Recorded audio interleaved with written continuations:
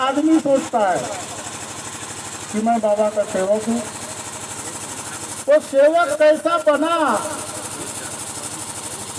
ये बात अगर कोई समझता है तो सही में वो अपने जीवन के हर मोड़ पर सफल होता है।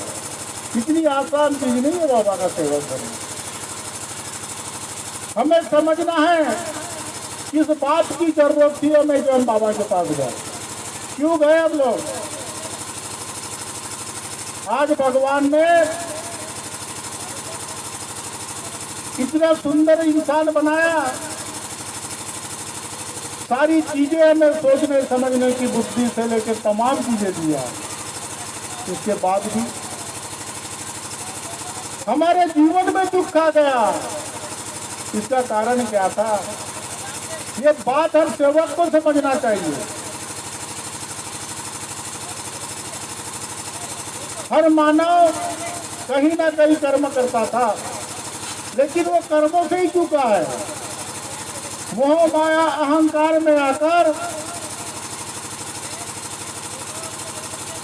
तमाम प्रकार के बुरे कर्म किया है, और जब उसके खुद के कर्मों के द्वारा कहीं पर कोई मुक्ति नहीं मिली, कोई रास्ता ही नहीं मिला,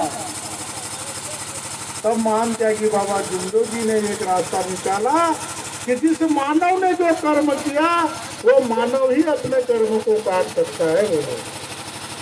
वही काट सकता है, दूसरा नहीं काट सकता। इसीलिए हर सेवक या सवेरे के विनंती में कहता है कि मैंने कर्म करने में गलती की। कहता है कि नहीं? क्या क्या कर्म थे आपके, ये बात यहाँ बैठने वाला सेवक समझता है कि मैंने कर्म करने में गलती किया। इसका मतलब इतना आसान नहीं है।